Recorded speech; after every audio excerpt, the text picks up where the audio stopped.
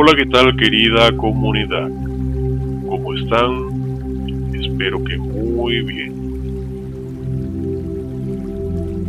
El día de hoy damos continuación a hablar sobre las diferentes cortes espirituales que hacen parte del culto a María Leonza, intentando dentro de lo posible compartir datos claves que ayuden a entender y capacitar así para que haya una sana y adecuada interacción con los miembros de dicha corte espiritual.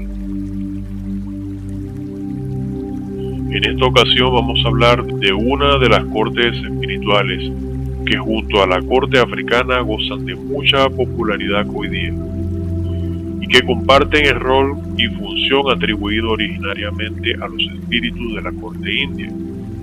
El tema a ocupar el día de hoy es la corte vikinga. La corte vikinga es una de las cortes espirituales jóvenes dentro del culto a María Leonza.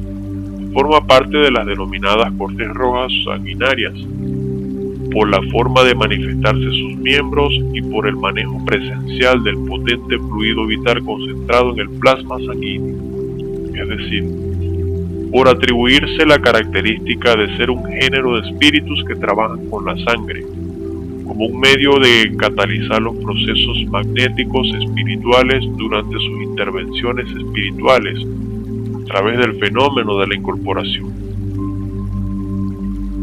Su aparición histórica es contemporánea, aunque un poco posterior a la aparición de la corte africana. Es decir, primero se gestó un panteón de espíritus también con estas características atribuibles a la corte vikinga, llevando el dominio sanguinario y la insignia de la violencia como parte del proceso espiritual, pero identificados como espíritus de negros y marrones oriundos del continente africano que protagonizaron parte del drama de las luchas y rebeliones esclavistas que tuvieron lugar en Venezuela, y posteriormente aparece un conjunto de espíritus similares, pero identificados como escandinavos, popularizados posteriormente como la corte vikinga, con su iconografía, que retrata personajes de piel blanca, pelirrojos, rubios, de ojos claros y con las investiduras mitológicas atribuidas a los vikingos históricos. La presencia de la corte vikinga en la versión tradicional del culto a María Leonza ha sido superficialmente reportada en los estudios antropológicos, aunque de creación más reciente, pues aparece por los años 70, y es en la década de los 80 cuando toma fuerza y se difunde a la par de las imágenes de vikingos que son expendidas en perfumerías esotéricas y colocadas en los altares. Como dato de importancia y para enfatizar los nexos que comparten los vikingos con los africanos, no solo surgen a la par y comparten arquetipo y su dominio de poder, sino que se habla del cruce entre ambos, dando a conocer a los vikingos africanos, y la particularidad que confunde géneros no se limita a lo racial, sino que muy a pesar de ser una corte espiritual admitida dentro del culto a María Leonza, la gestión de permiso para esta corte no se erige sobre la estructura tradicional de las tres potencias venezolanas, sino que sucede a través de la estructura de la corte africana, la cual de igual modo, pese a ser admitida dentro del culto, venera su propia jerarquía de divinidades asociadas a las tradiciones del continente africano. Y lo que podemos decir sobre este sinsentido es que, tal como se ha juzgado antropológicamente, la conexión vikingo-africana no ocupa el plano histórico y racial, sino en un contexto más construido sobre un papel espiritual, tratándose de espíritus que fueron atraídos y consolidados en Venezuela, en medio de las turbulencias sociales durante el gobierno del presidente Leoní, en mediaciones de pacificación de las guerrillas urbanas durante la época.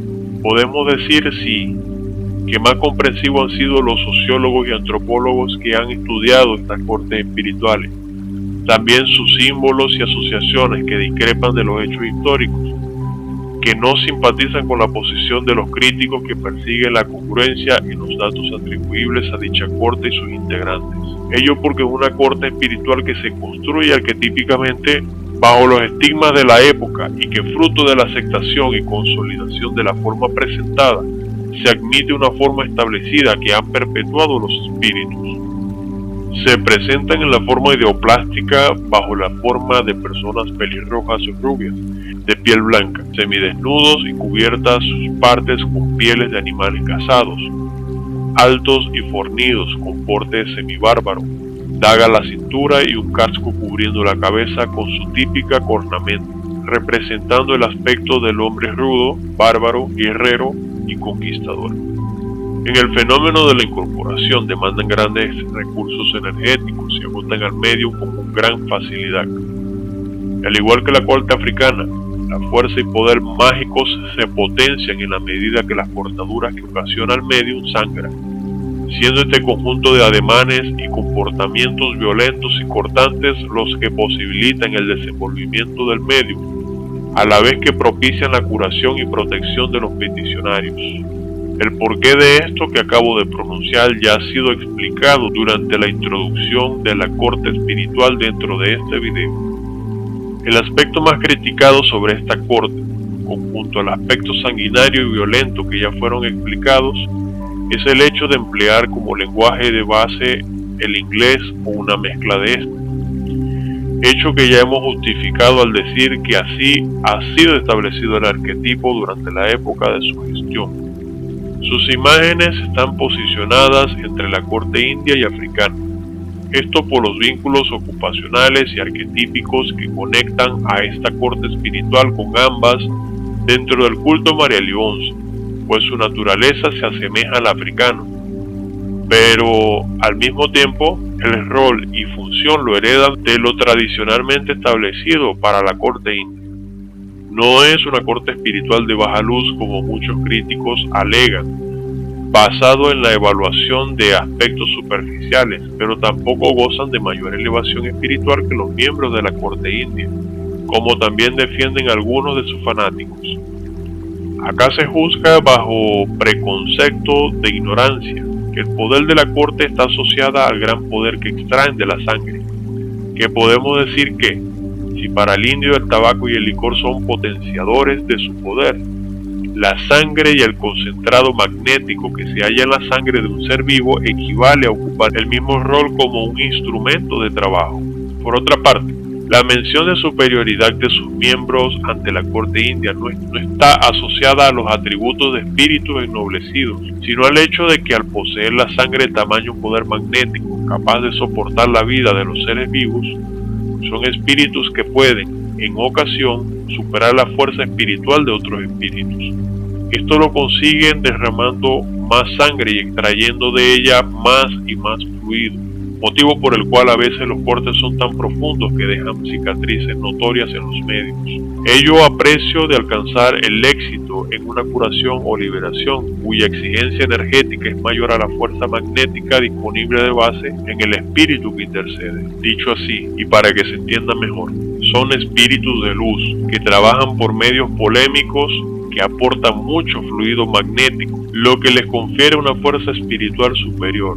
No obstante, en materia de elevación espiritual, como espíritu y en méritos, los miembros de la corte india son más antiguos y están más amoldados a las funciones espirituales de misión, motivo por el cual se han elevado más como espíritus de lo que han hecho estos nuevos géneros de espíritus que han surgido en épocas más recientes. Para finalizar, cabe decir que algunos de sus miembros obedecen al nombre de Erika el Rojo, Erika, Rosemary, Mr. Robinson, Mr. Bárbaro, Mr. Vikingo, Rey Vikingo, Mr. Smith, Mr. Kango y otros, los cuales, históricos o no, hacen parte de la organización aceptada y establecida para dicha corte espiritual, tenga coherencia histórica o no la tenga. Utilizan el fuego y el vidrio, el hielo, dagas cortantes, agujas, piedras y la sangre como elementos útiles empleados durante las curaciones y trabajos. Beben whisky y vino. Se les ofrendan flores, legumbres y frutos asociados al clima frío, como pueden ser uvas y maíz, el cual utilizamos como un sustituto al trigo. Se les ofrece también flores blancas y otros. Cabe aclarar que no hablaremos en tema específico sobre una corte bárbara. Esto debido a que Las cortes sanguinarias hacen parte todas de un género denominado corte roja, y específicamente la corte bárbara es un derivado de la corte vikinga, en donde se agrupa a espíritus similares, pero que llevan pequeñas variaciones asociadas al antecedente espiritual y no a lo tocante a la misión y el método de trabajo de tus espíritus. Así que, sin más para agregar, que Dios lo bendiga y hasta luego.